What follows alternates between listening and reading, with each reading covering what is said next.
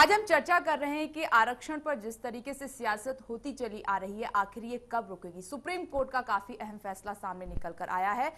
Supreme court ने साफ कह दिया है कि जाट समुदाय को आरक्षण की बिल्कुल आवश्यकता नहीं। हालांकि यूपीए सरकार में जाट आरक्षण को पास कर दिया गया था, लागू कर दिया गया था, लेकिन जिस तरीके से कई बार सुप्रीम कोर्ट ने कई अहम डिसीजन लिए हैं लेकिन कामयाब नहीं रहे। और इस बार अपने सख्त लहजे में कहा है सुप्रीम कोर्ट ने कि आवश्यकता के अनुसार आरक्षण दिया जाए। जाट समुदाय को आरक्षण की बिल्कुल आवश्यकता नहीं है, साफ साफ शब्दों में कह दिया है। इसी पर चर्चा करने के लिए हमारे साथ स्टूडियो में खास मेहमान मौजूद हैं। जानने की कोशिश करेंगे कि क्या कुछ राय इस मुद्दे पर रखते हैं। हमारे साथ जाट नेता विकास चौधरी मौजूद हैं, एडवोकेट यतेंद्र चौधरी मौजूद हैं, वरिष्ठ पत्रकार के तौर पर हमारे साथ पुष्प रंजन जी मौजूद हैं और वरिष्ठ पत्रकार प्रदीप माथुर जी हमारे साथ मौजूद हैं। आप सभी का बहुत बहुत स्वागत है इस खास चर्चा में। चर्चा की शुरुआत में विकास चौधरी आपसे करना चाहूंगी कि जिस तरीके से सुप्रीम कोर्ट ने ये निर्णय लिया है, साफ तौर पर कहा है, हालांकि आपने एक लंबा संघर्ष किया, काफी इसके लिए आप पुराने सर्वे थे, पुराने सर्वों के आधार पर चला रहा है। अब नए सर्वे करवाए जाए एक बार। या आप ये मानकर चल रहे हैं कि सुप्रीम कोर्ट ने गलत फैसला ले लिया? नहीं, गलत फैसला लिया है उन्होंने। पुराने सर्वों पे लिया है, जो पुराने सर्वे हैं उन पे लिया है। अब जीरो लेवल पे अब सर्वे कराया जाए, अब देखा जाए किसान जाटों की क्या स्थिति है। भाई मैक्सिमम लोग जाट जो है वो किसान है, और किसानों के पास क्या आज के टाइम में जमीन नहीं है। एक किसान के हिस्से में 2 बीघे 3 बीघे जमीन आ रही है, उसमें किसान क्या करेगा। ये आरक्षण था, आरक्षण के सहारे को साथ मिला था, आंदोलन करे थे, उससे कुछ सहारा मिला था, वो खत्म हो गया। तो इससे जाटों को बहुत बड़ा झटका लगा है। तो अब आगे क्या तैयारी है आपकी? फिर आगे बैठ के मीटिंग करेंगे। आज ये आया है, अभी सब देखेंगे क्या हुआ है, उसके बाद में पूरा फिर मीटिंग करके जैसे अपने साथ वालों से बैठ के फिर आंदोलन की तैयारी करेंगे आगे के लिए। सुप्रीम कोर्ट के फैसले को चुनौती दी जाएगी? देखेंगे, बैठ कर मीटिंग होगी, मीटिंग में बातचीत होंगी, क्या होता है, क्या निर्णय होता है, उस पर फिर कार्रवाई करी जाएगी। क्या इसमें क्या, यानी कि इस फैसले से आपको झटका लगा है? बिल्कुल पूरी तरह से झटका लगा है। पुष्प रंजन जी, इस फैसले को आप किस तरीके से देख रहे हैं? पहली बार मैं देख रहा हूँ जो प्रतिक्रियाएं दिन से चल रही हैं, उसमें पहली बार देख रहा हूँ कि सुप्रीम कोर्ट के खिलाफ एक तरह से जाट नेताओं ने बहुत मुखर प्रतिरोध किया है कि भाई हम सहमत नहीं हैं। आमतौर पर जो फैसले आते हैं उसमें सुप्रीम कोर्ट का सम्मान भी किया जाता है कि हम आपका सम्मान कर रहे हैं और रिव्यू पिटीशन के लिए हम चाहते हैं फाइल करना। लेकिन आउटराइटली ये कहा गया कि हम एकदम गलत फैसला हुआ है। 2 लोग जज कैसे होते हैं तय करने वाले, इतना बड़ा इशू है।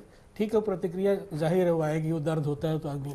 लेकिन सुप्रीम कोर्ट ने बहुत सावधानी से हर फैसले के पीछे एक ज़रूर वो लोग रिसर्च करते हैं। ऐसे फैसला सुप्रीम कोर्ट नहीं दे सकता है।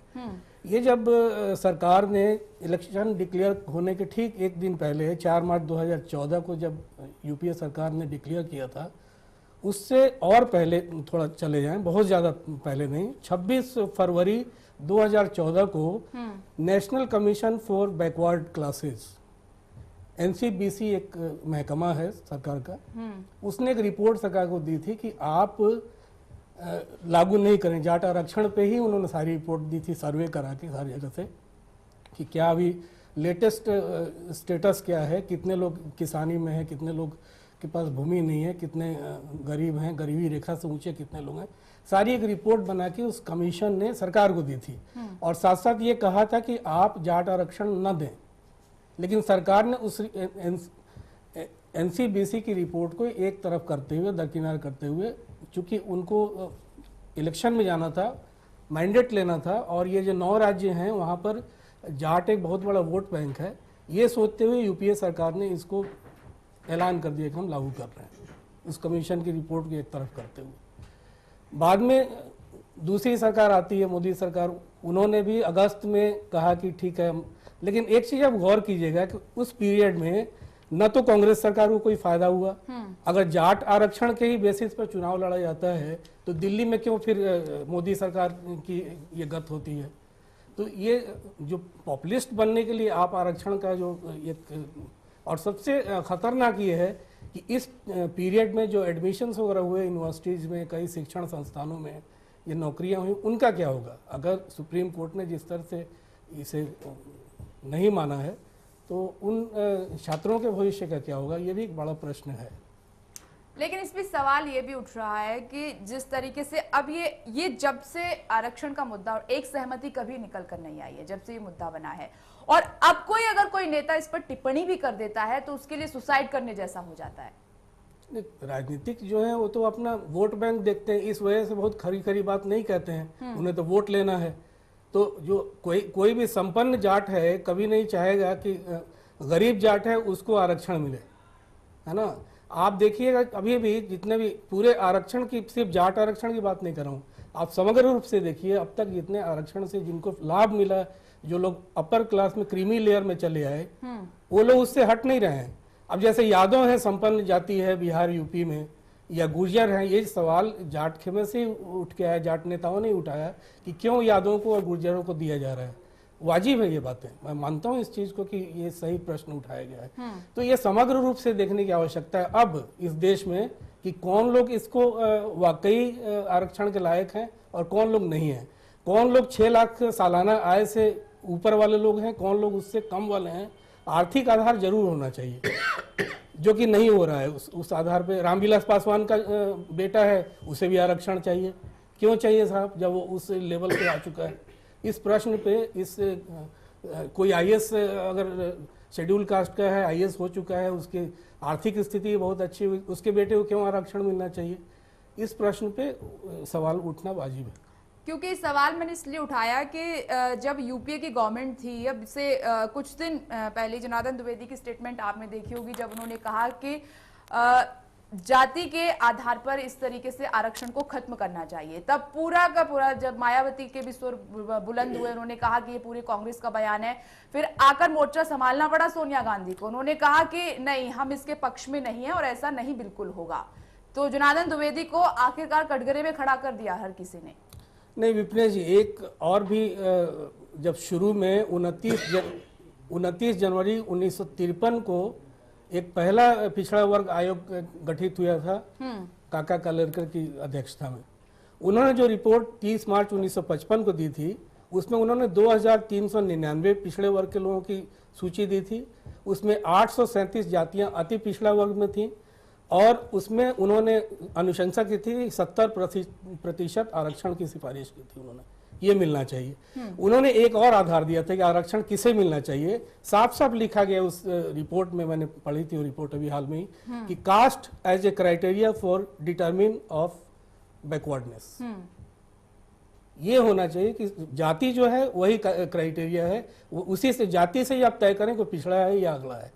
तो इसमें उन्होंने काका कालेलकर की समिति की रिपोर्ट में आर्थिक आधार नहीं दिया गया था, जो बहुत बड़ा ये इस वजह से भी कई ऐसे नेता जो आरक्षण के समर्थक नेता हैं वो जाति को लेके आगे बढ़ते हैं कि नहीं, आर्थिक आधार को छोड़िए एक तरफ, हम जाति पे ही उसको मानते हैं कि पिछड़ा वर्ग के लोग हैं।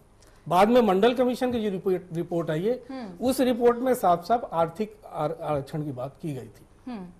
ठीक है प्रदीप माथुर जी, ये जो आया है फैसला सुप्रीम कोर्ट का, हालांकि अब जाट समुदाय फिर से विरोध करने की तैयार, कोई खुशी देने वाला फैसला तो है नहीं, क्योंकि एक लंबी लड़ाई ये लोग लड़ते चले आए, उसके बाद इनको कामयाबी मिली और अब कांग्रेस को भी हालांकि एक बड़ा झटका है और जाट समुदाय को तो है ही। आपकी क्या राय इस पर? देखिए, 3 बातों को हमको बड़ा स्पष्ट रूप से समझना चाहिए इस डिस्कशन में।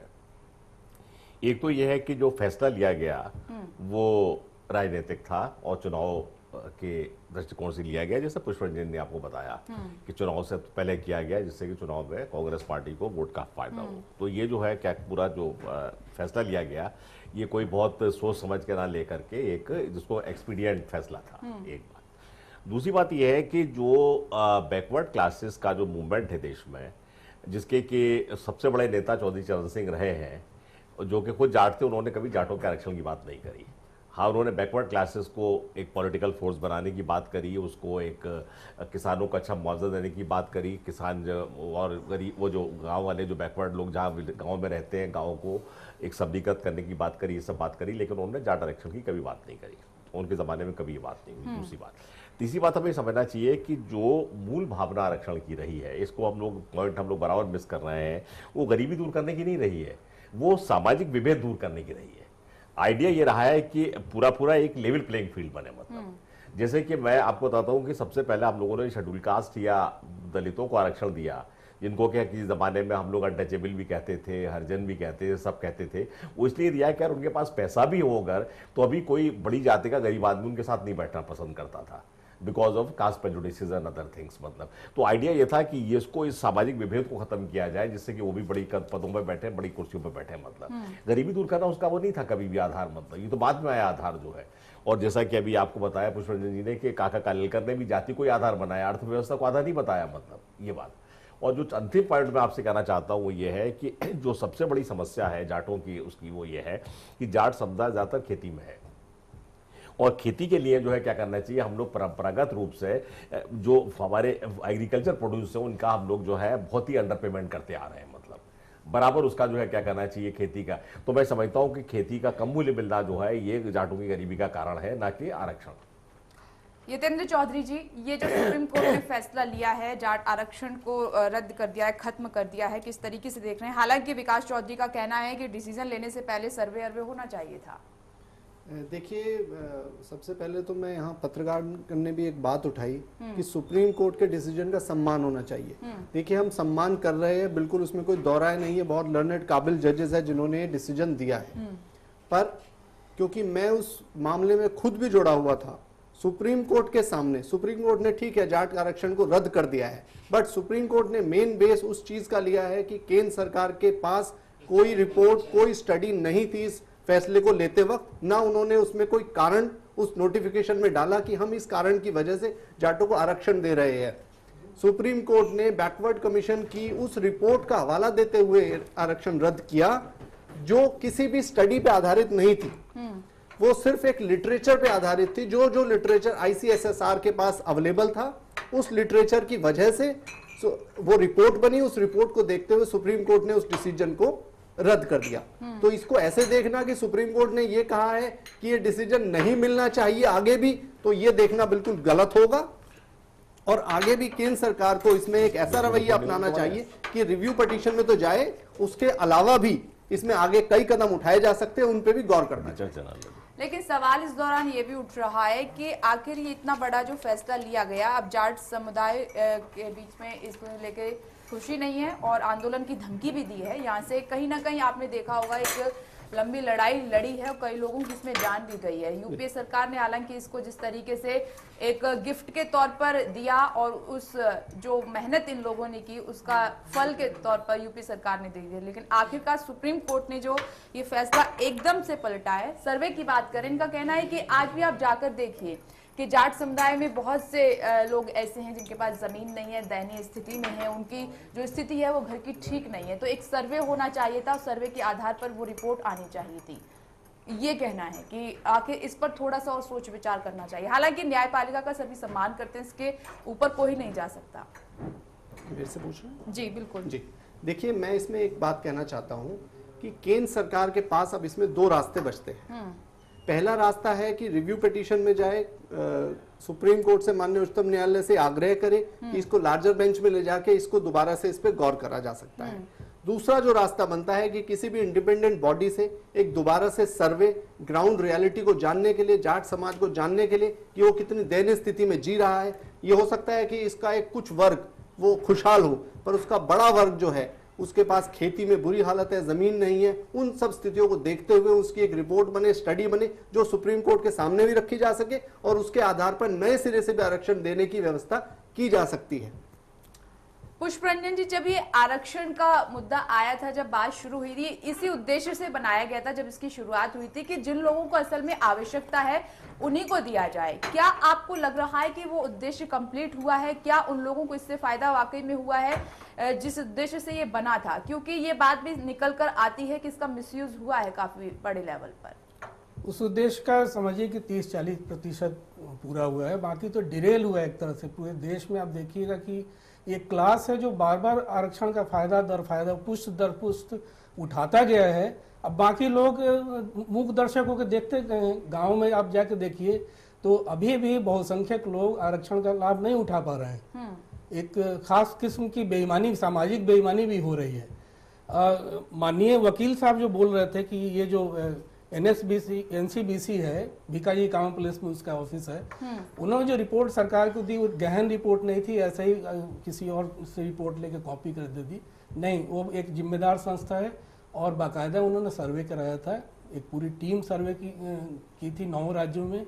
इसके पहले सरकार ने मांगी थी, उसमें 1.5-2 साल लगे भी थे उनको, और फाइनल रिपोर्ट जब दी थी तो उसका एक आधार था, ये नहीं कि कहीं से कॉपी पेस्ट करके और सरकार को रिपोर्ट इसमें मैं एक बात कहना आप चाहता उसकी हूं। विश्वसनीयता पे उंगली नहीं, न नहीं, उठाएं बेहतर है, क्योंकि सुप्रीम कोर्ट का आदेश है तो सुप्रीम कोर्ट बाकायदा उसको ढंग से उनको ही बुलाया गया था, उनके जो रिपोर्ट तैयार करने वाले लोग हैं उनको भी सुप्रीम कोर्ट ने बुलाया गया। देखिए, सुप्रीम और कोर्ट के दूसरा ये कि decisions का अगर सब आप इसके विरुद्ध सड़क पे उतर रहे हैं तो इसका मतलब सुप्रीम कोर्ट की इज्जत नहीं कर रहे हैं, उसके आदेश की, उसके निर्णय की अवहेलना आप कर रहे हैं। तो देश का एक सर्वोच्च एक संस्था है, आप उसकी बात को भी सुनिए, आप रिव्यू पिटीशन में जाइए, क्या दिक्कत है आपको? रिव्यू अगर रिव्यू पिटीशन में नहीं जाते हैं तब दूसरा रास्ता, उसके बारे में तरीका होता है, आप आंदोलन, अगर सुप्रीम कोर्ट फिर तो उसने सर्वोच्च संस्था पर से विश्वास खत्म हो जाएगा। लोकतंत्र है, आपको कहीं ना कहीं अगर सुप्रीम कोर्ट ने आपके पक्ष में आदेश दिया होता तब तो आप कहते साहब बहुत अच्छी बात है। तो आपको जीत या हार दोनों के लिए तैयार होना चाहिए जब आप कोर्ट में जाते हैं। तो पुष्परंजन जी, मैं इसमें एक अपनी बात रखना चाहता हूं। देखिए, हम सम्मान में इसमें कहीं कोई कमी नहीं आ रही है। आप ये कह रहे हैं कि इसके बाद से जाटों के आरक्षण की स्थिति बिल्कुल, अब उसको आरक्षण मिलेगा ही नहीं। सुप्रीम कोर्ट ने ऐसा बिल्कुल नहीं कहा, सुप्रीम कोर्ट ने भविष्य के बारे में बिल्कुल नहीं कहा। सुप्रीम कोर्ट ने यह कहा है कि केंद्र सरकार के पास आज भी अधिकार है, ये उसका विशेषाधिकार है कि वो उसमें तय कर सकता है किस जाति को पिछड़ा माने और किस जाति को अगड़ा माने। ये ये केंद्र सरकार का अधिकार है जिसको वो आगे भी यूज कर सकते हैं। निश्चित रूप से हमें इसे मानना चाहिए।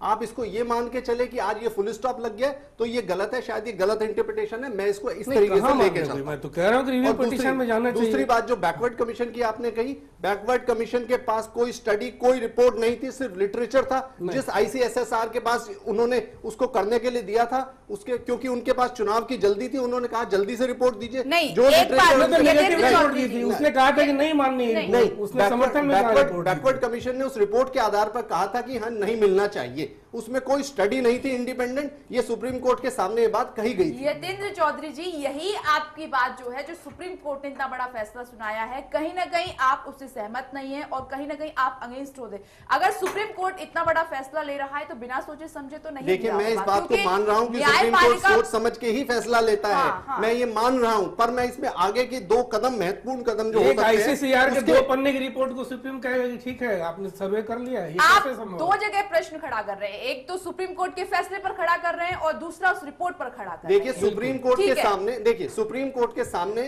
कोई रिपोर्ट नहीं थी जिसका आधार बना के वो इस आरक्षण को लागू रख सकते। जी हाँ, ठीक है, इसका जवाब मैं लूंगी ब्रेक के बाद। ये केंद्र सरकार की जिम्मेदारी थी कि वो कोई रिपोर्ट रखते हो। सर, मैं इस पर आपसे जवाब लूंगी एक छोटे से ब्रेक के बाद। आप देखते रहिए चैनल वन।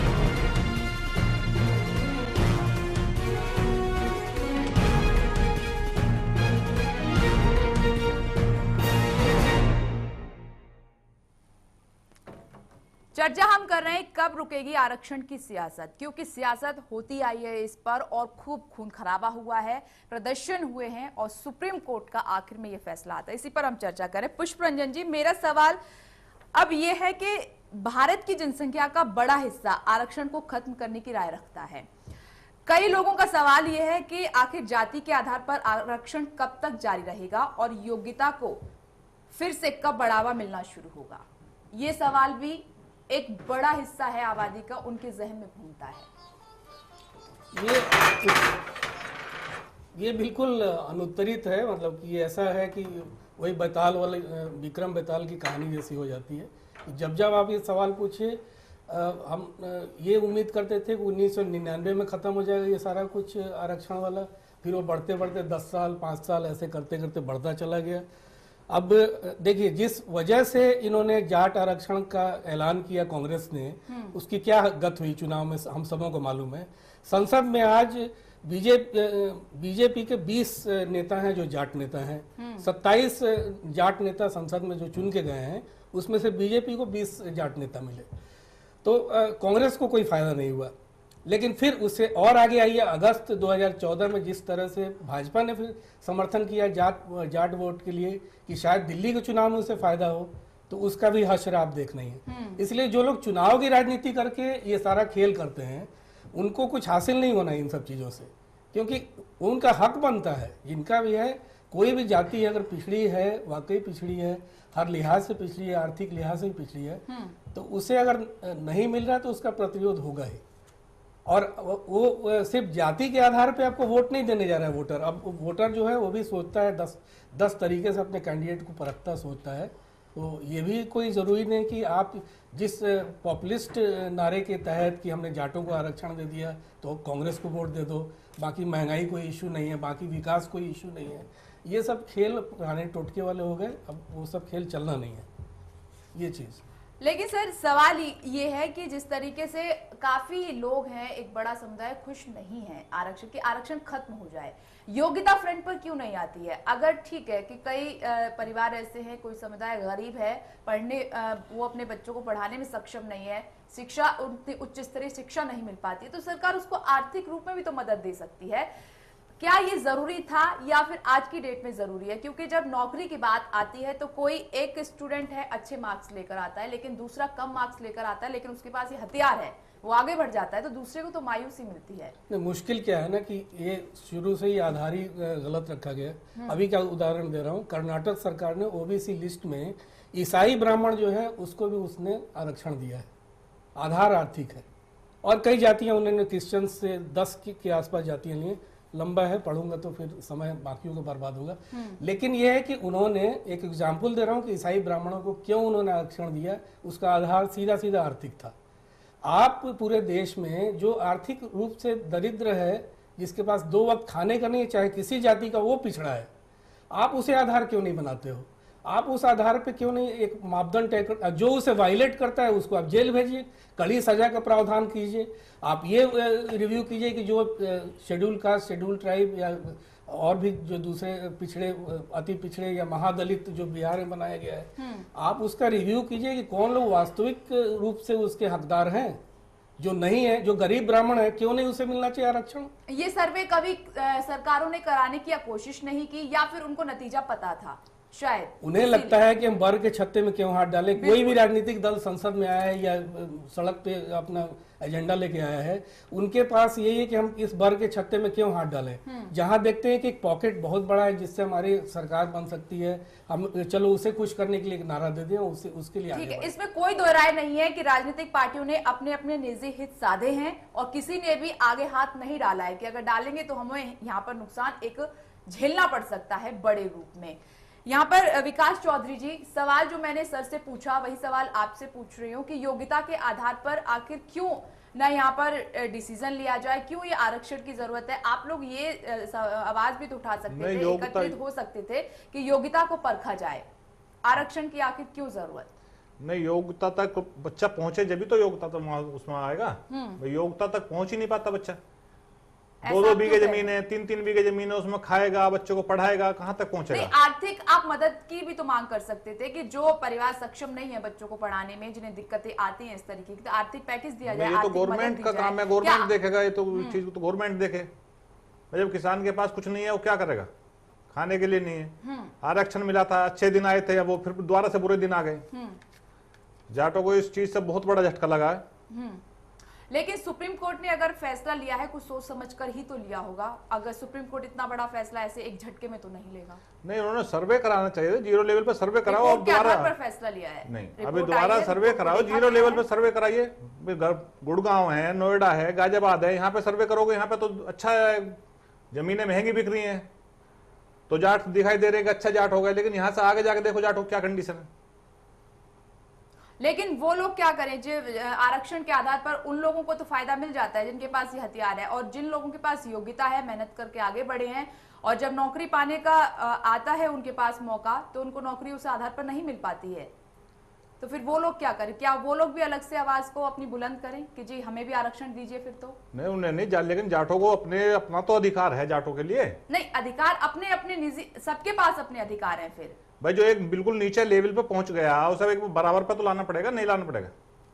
भाई जो एक बिरादरी एक नीचे पहुंच चुकी है, बिल्कुल जाट बिरादरी, वो एक लेवल पे एक आरक्षण के नाते लेवल पा रही है ऊपर उठते हुए।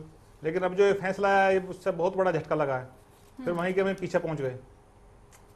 न्यायपालिका के सुप्रीम कोर्ट के फैसले से आपको आपत्ति हो रही है, आप उस पर सवाल खड़े कर रहे हैं। एडवोकेट साहब को भी ये दिक्कत है कि फैसला बहुत जल्दबाजी में लिया गया है।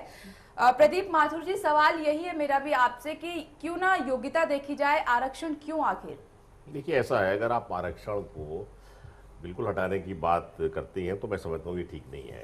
नहीं, इसके ये लिए एक ये जनसंख्या का एक बड़ा हिस्सा ऐसा मानता है। नहीं, जनसंख्या का बड़ा हिस्सा ये नहीं मानता है, ये सिर्फ शहर में रहने वाले लोग मानते हैं। ये गलत बात है कि जनसंख्या का बड़ा हिस्सा जो है आरक्षण को हटाना चाहता है, ऐसी बात नहीं है, ये बात गलत है।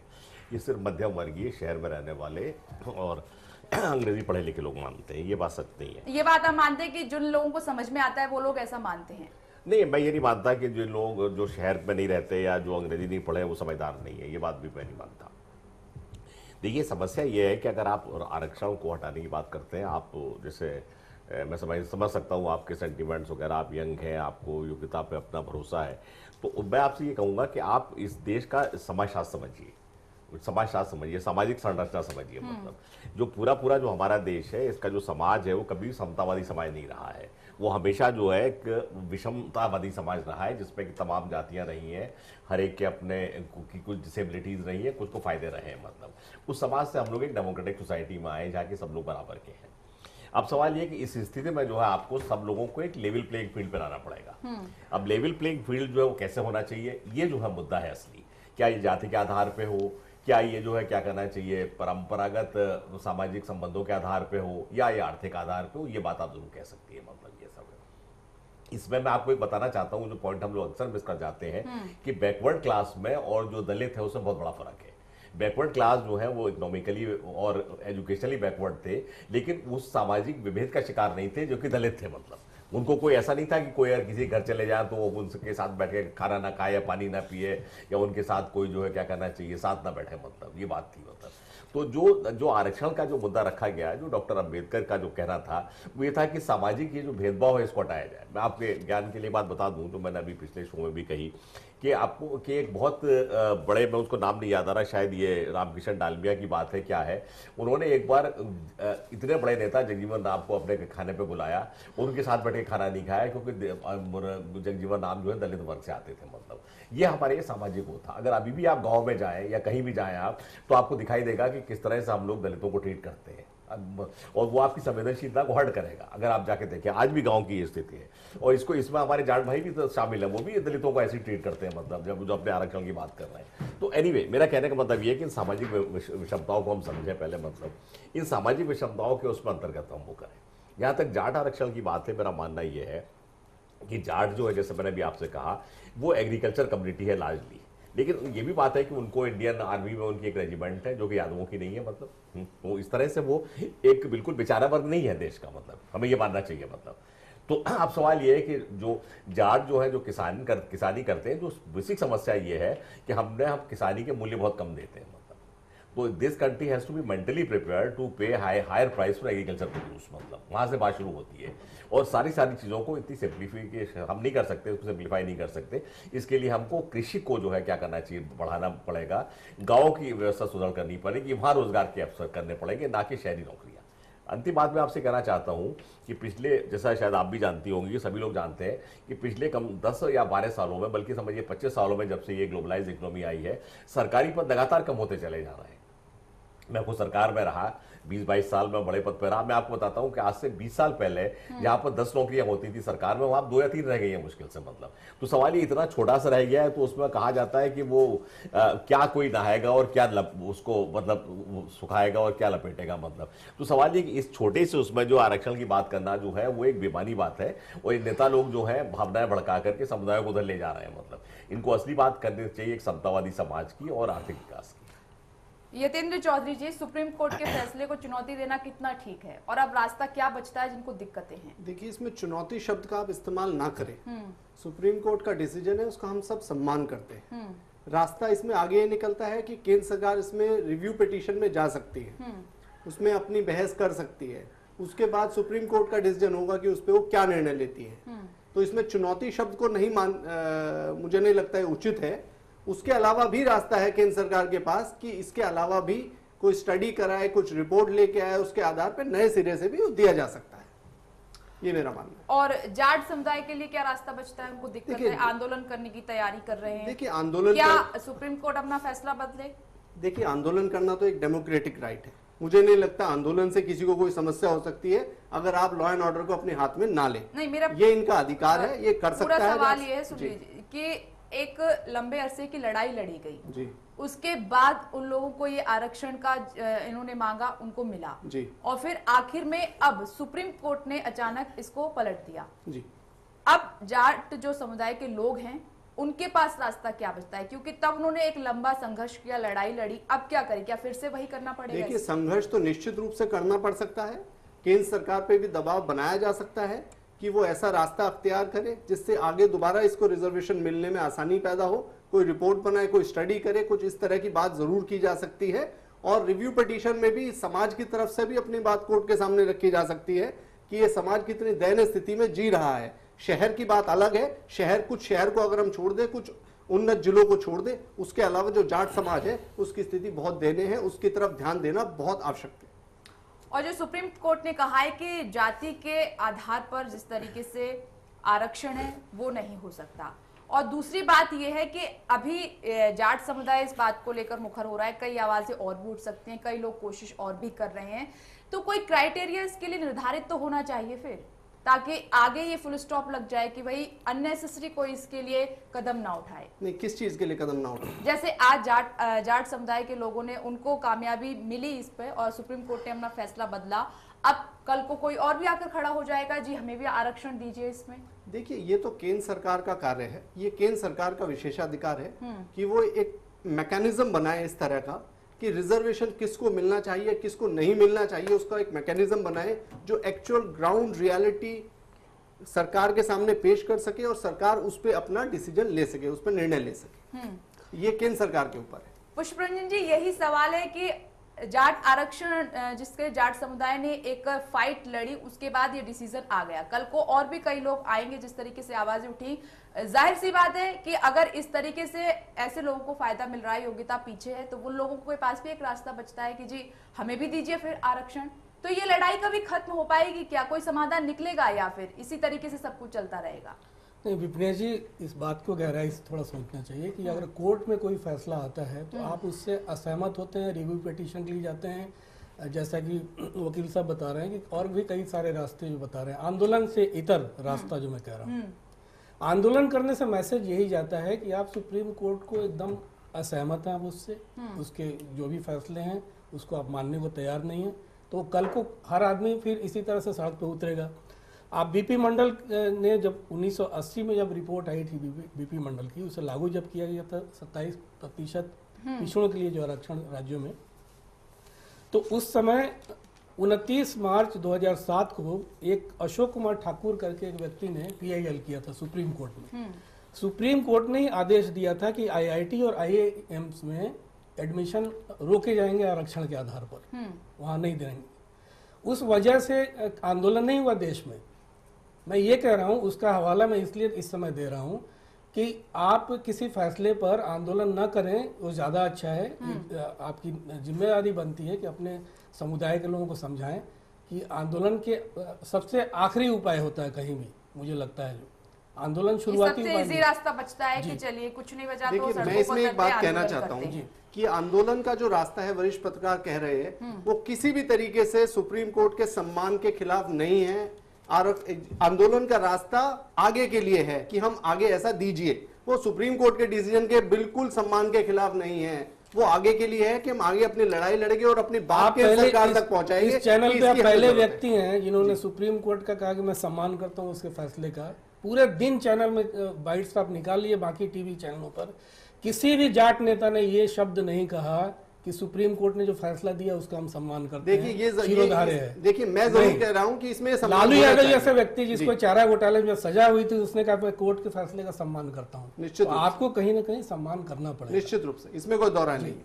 जहां तक विभेद की बात हो रही थी, विपनेश जी अभी माथुर साहब कह रहे थे कि जो जिस त्रासदी से गुजरना पड़ता है शेड्यूल कास्ट शेड्यूल ट्राइब को, वो ओबीसी को या जो भी पिछड़े वर्ग के लोग हैं उनको नहीं गुजरना पड़ता है। ऐसा नहीं। जब 1980 में बीपी मंडल का जब वो लागू हुआ था आरक्षण का, तो पूरे बिहार में बहुत लंबा आंदोलन चला था। आपको याद होगा, आप इतने सीनियर जर्नलिस्ट हैं, उस आंदोलन की आग से दिल्ली तक में उसकी लपटें उठी थी। वहां भी इसी तरह से पिछड़े वर्ग के लोगों को बैठने नहीं देते हैं, ऊंची जाति के लोग। बिल्कुल, आज भी गांव में ये आज भी वही हालत है। उनके गांव से आपकी बारात नहीं निकल सकती है। अभी जाट नेता बैठे हुए हमारे सामने, ये स्वीकार करें इस बात को आपके राष्ट्रीय चैनल पर कि अभी भी इनके कई ऐसे जाट पॉकेट हैं। हो सकता है ये उदार बना हो, ऐसा नहीं है, लेकिन अभी भी कई ऐसे हत्या केस हुए हैं। ऐसा नहीं है, सब जगह नहीं, मैं मानता हूँ सब जगह नहीं है, लेकिन अभी भी उससे 16वीं सदी में हम जी रहे हैं कि किसी गांव से, जाटों का गांव है और किसी शेड्यूल कास्ट लड़के की बारात निकलती है या पिछड़े जाति के लड़के की बारात निकलती है तो उसकी हत्या तक कर दी जाती है। हरियाणा में भी आम बात है, हरियाणा में हुआ है, यूपी में हुआ है, पश्चिमी उत्तर प्रदेश में हुआ है। तो मैं नहीं कह रहा हूँ कि आप जहाँ होंगे वहाँ ऐसा माहौल होगा। सभी तरह के लोग होते हैं, सभी तरह के लोग होते हैं, ऐसा नहीं है। तो समाज अभी बदला नहीं है, अभी भी पिछड़े वर्ग के साथ भी उसी तरह से स्थिति से गुजरनी पड़ती है। आप सरकारी कार्यालयों में चले जाइए, वहाँ भी वही भेदभाव है। अभी भी बिहार, यूपी की स्थिति बहुत सुधरी नहीं है। हाँ, जो बहुत उच्च कोटि के जो नेता हो गए, ब्यूरोक्रेट हो गए, जिनके हाथ में पावर है, सत्ता से खेलते हैं, उनके पास उच्च वर्ग का आदमी भी जाता है और समझौता करता है, उससे संबंध अच्छे रखता है, खाता पीता है, बेटी रोटी तक का संबंध करने को तैयार हो जाता है। रामविलास पासवान के बेटे से कोई शादी करना चाहे, उदित राज के बच्चों से शादी करना चाहे, तो उच्च वर्ग का लोग आते हैं, अपना क्लास मेंटेन करने के लिए आते हैं। वहाँ सीधा सीधा उसका एक आर्थिक पक्ष है, उसका एक राजनीतिक पक्ष भी है कि हम एक बड़े परिवार में शादी कर रहे हैं। तो इस जो सोशल चेंज आ रहा है, हमें उस सोशल चेंज पर बाकायदा एक सर्वे होना चाहिए, सरकार को करनी चाहिए, और वाकई जो आरक्षण के हकदार हैं उनको आरक्षण मिलना चाहिए। जो उसके हकदार नहीं, उनको सिर्फ जाति के नाम पे क्यों देंगे आरक्षण? बिल्कुल, ये मेरा कहना है। चौधरी साहब दीजिए इस पर जवाब। हम तो पहले भी संघर्ष किए, इसमें पहले भी आंदोलन किए, दोबारा फिर इसमें आंदोलन करेंगे। जो निर्णय आया है इसके खिलाफ में, भाई अपने भाइयों के लिए, बच्चों के लिए तो लड़ाई हमें लड़नी पड़ेगी। जब हमारे पास जमीनें नहीं है तो गुजारा कहाँ से होगा हमारा? नहीं, आपसे ज्यादा भी नीडी लोग हैं, क्यों ना उनको पहले दिया जाए? हमसे ज्यादा कहाँ है, बताइए आप। नहीं, उनको पास जिस है जो तरीके हमारे से पुष्परंजन सर ने ये बात उठाई कि कई अभी भी ऐसे भी बैकवर्ड लोग हैं, ऐसी जाति जहां पर आप लोग अपने घर में भाई जिनके जो हैं तो उनके पास है आरक्षण, ऑलरेडी पहले से है आरक्षण है उनके पास। उन लोगों को एक अलग नजर से देखा जाता है। एग्जाम्पल भी आपके सामने रखा, ये ऐसा सब जगह नहीं है। वो तो देखो सब जगह हकीकत है या नहीं? ऐसा नहीं है, ये सब जगह होता है। नहीं, आप नेशनल टेलीविजन पे इसको स्वीकार नहीं कर रहे, लेकिन हकीकत है ये। और खासकर जिस तरह राज्यों के नाम भी गिनाए हैं, आपने भी देखा होगा अपनी आंखों से ये सब। कुछ जगह होता है, सब जगह नहीं कह सकते, कुछ जगह होता है। तो हर बिरादरी में होता है, किसी उसमें नहीं है, कोई जाट ही कोई स्पेशल है, इसमें तो ठाकुरों में भी है, पंडितों में भी, सब जगह होता है। तो जाटों के लिए स्पेशल नहीं कह सकते जाट ही ऐसा है। बात वो नहीं है, बात ये है कि क्यों ना उन लोगों को पहले मदद दी जाए। तो उन लोगों को आरक्षण है, पहले ऑलरेडी दिए हुए हैं आरक्षण उनको भी। नहीं, आप भाई अब जाटों को जरूरत है, जाट जब बहुत नीचे पहुंच चुका है, उसे जरूरत है आज के टाइम में, तो उसको भी तो आप जिन लोगों को उससे भी नीची नजर से देखते हैं, उन लोगों को ज्यादा जरूरत है फिर आपसे। नीचे हम किसी को नीची नजर से नहीं देखते। नहीं, मैं आपको पॉइंट आउट इस पर नहीं कर रही हूँ उस तरीके से। आज भी आप गांव में जाएंगे, ये हकीकत आपको हम भी गांव से ही रहने वाले हैं, हम भी गांव से रहने वाले, और हमारे गांव में सब बिरादरी है। उन लोगों को पहले देखेगा क्योंकि वो तमाम समस्याओं का सामना कर रहे हैं समाज में रहकर। कोर्ट ने भी कहा भी जो ट्रांसजेंडर है उनको मिलना चाहिए आरक्षण, इसी फैसले में कहा है कोर्ट ने। भाई जो कांग्रेस गवर्नमेंट थी, उन्होंने आरक्षण दिया था, वो कोई सर्वे पे तो दिया था आरक्षण। तो सुप्रीम कोर्ट ने फैसला लिया है तो जाहिर सी बात है कि सोच समझ कर लिया होगा, क्योंकि राजनीतिक पार्टियां तो अपना फायदा देखती हैं। ये चौधरी साहब आपको बात मालूम होगी। आज सर्वे चाहे वो बीजेपी हो, कांग्रेस हो या फिर अन्य पार्टी हो, तो सुप्रीम कोर्ट आज के टाइम का आपका सर्वे करा ले, आपका सर्वे कराकर तो चेक कराए उसको। नहीं, या तो जिस तरीके से दूसरा सवाल ये है कि आंदोलन, अगर आप आंदोलन करते हैं, जाहिर सी बात है कि आप सुप्रीम कोर्ट के फैसले को चुनौती दे रहे हैं। चुनौती नहीं दे रहे, न्यायपालिका से खुद को आप अपनी आवाज तो पहुंचाएंगे वहां तक, भाई आवाज तो पहुंचानी पड़ेगी वहां तक हमें। भाई संघर्ष करेंगे, पहले लड़ते हैं, संघर्ष करेंगे, आंदोलन करेंगे, जब तो आवाज पहुंचेगी वहां तक। जी माथुर साहब, अब दोबारा आंदोलन की तैयारी कर रहे हैं लोग। जाहिर सी बात है कि अगर तैयारी आंदोलन के रूप में हो रही है तो सुप्रीम कोर्ट का फैसला स्वीकार नहीं है, चुनौती दी जाएगी। देखिए, आपने एक तो सबसे सही बात ये करी कि जैसे आज इनकी जाति ने करी बात, और लोग भी करेंगे, तो ये तो फिर कहीं रुकेगी नहीं बात। ये तो आपने बिल्कुल सही कहा। मुझे हंसी आती है जबकि मैं सुनता हूँ कि कुछ कायस्थ लोग भी कहते हैं कि उन कायस्थों का आरक्षण होना चाहिए, ब्राह्मण कह रहे हैं कि साहब वो गरीब ब्राह्मणों का आरक्षण होना चाहिए। तो ये तो बड़ा अजीब सा स्थिति है। मतलब जिन लोगों का की सरकारी नौकरियों में 80% जो लोग हैं वो भी आरक्षण की डिमांड कर रहे हैं, तो कहने का मेरा मतलब ये कि आरक्षण जो है नालायकी का और एक बिना किसी कंपटीशन के पदों को पाने की एक बात होती चली जा रही है, जो कि देश के लिए बड़ा दुर्भाग्यपूर्ण है ऐसे समय में, जबकि हम नॉलेज सोसाइटी में रह रहे हैं जहाँ की एक पूरी प्रतिस्पर्धा वाली बात है सब है। तो मानी बात है कि जो इसका जो आरक्षण जो है इसके दो ही पहलू हो सकते हैं, एक तो आर्थिक इसका पहलू हो सकता है और दूसरा इसका जो है, जो मैं आपसे कह रहा था, सोशल डिसेबिलिटी का पहलू हो सकता है। मैं पुष्पांजलि की बात से सहमत हूं कि बिहार में बैकवर्ड्स का के साथ भी बड़ा दुर्व्यवहार होता है, लेकिन मैं इसलिए बताना चाहता हूं कि बैकवर्ड और दलित के बीच में फर्क है कि दलित को तो आप बिल्कुल बाहर ही रख देते हैं, मतलब उसका आसपास भी नहीं बैठने देते, बैकवर्ड को तो आप बिल्कुल दबा के वहां बिठा तो देते हैं कम से कम, मतलब। तो एनीवे चलिए हमें इस बात पर ना जाए, सवाल ये है कि हमें समाज के जो भी वर्ग है उनको करना चाहिए। और दूसरी बात यह कि आरक्षण जो है ना राजनीतिक मुद्दा होना चाहिए वोट पाने का, ना ये एक क्या कहना चाहिए नौकरी पाने का इजी मुद्दा होना चाहिए, बल्कि ये टोटली नीड बेस्ड होना चाहिए, मतलब मुझे ये कहना है। और ये नीड बेस्ड होने के लिए आवश्यकता है कि हम लोगों को बताएं कि आरक्षण से जॉब पाना कोई बड़ा अचीवमेंट नहीं है, बल्कि अपनी योग्यता से जॉब पाना बहुत बड़ा अचीवमेंट है, मतलब। और मैं समझता हूं कि देश में अभी भी तमाम ऐसे नौजुवक वो हैं जो कि आरक्षित कैटेगरी में आने के बाद तमाम ऐसे लोग आपको मिलेंगे जो कि कहते हैं, जो कि अपना फॉर्म में जनरल भर देते हैं कि हम जो है वो नहीं चाहते। मैं खुद एक यूनिवर्सिटी उसमें प्रोफेसर था इंस्टीट्यूट में, तो तमाम स्टूडेंट्स ऐसे आते थे जो कि होते थे, मतलब समझिए बैकवर्ड क्लास के या शेड्यूल कास्ट के, लेकिन वो they would like to be consider in general category. तो मैं समझता हूँ कि ये वाला जो लोगों में आत्मसम्मान हम जगाएं कि भाई ठीक है तुम अपनी योग्यता की बेसिस पे आओ, ना कि किसी एक इस तरह के उसके चक्कर में आओ, तो इस तरह की मनोवृत्ति की आवश्यकता है। और मैं समझता हूँ कि ये सब काम जो है देश के लीडर्स को करना चाहिए, ना कि उन्हें ये बताना चाहिए, लोगों को एग्जॉर्ट करना चाहिए कि why should you need this sort of support. और इसको के लिए मैं शब्द यूज करने चाहता तो मैं इस बैसाखी की क्या जरूरत है, तुमको तो पूरा अपनी योग्यता पे भरोसा होना चाहिए, you should have the cutting edge to come to get a position. तो मैं समझता हूँ इस तरह के मनोविज्ञान की आवश्यकता है देश को। बिल्कुल पुष्परंजन जी, ये सवाल ठीक है कि अगर किसी के पास आरक्षण जैसा हथियार है, जाहिर सी बात है वो इतनी मेहनत क्यों करेगा, उसको पता है कि मैं इतनी मेहनत कर लेता हूँ और बाकी का रास्ता वैसे भी साफ हो जाएगा, इजी है वो।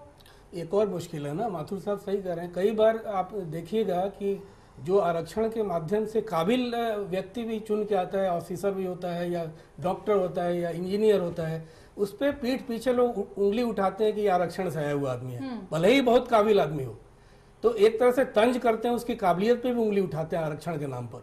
ये एक त्रासद स्थिति है जो मैं बता रहा हूँ। कई सारी समस्याएं हैं जो बरकरार हैं और जवाब किसी रूप में मिलता नहीं है। अच्छा, दूसरा पक्ष ये है कि कई हमारे जो जाट नेता हैं या जाट बुद्धिजीवी, उनको ये लगता है कि जाटों के बारे में ठीक से सर्वे नहीं किया गया है, ठीक से आकलन नहीं किया है, कहाँ कितने गरीब। ये तो एडवोकेट साहब भी कह रहे हैं। देखिए, सबसे पहले मैं बताऊं विपनेश जी, क्रिस्टोफर एलन बेले करके एक ब्रिटिश इतिहासकार थे, उन्होंने 1710 में जाटों का इतिहास लिखा था और एक एक जाट राजा, जाट प्रिंसली स्टेट, कहाँ कहाँ कितने जाट हैं, उसका डिटेल दिया था उस ब्रिटिश इतिहासकार ने।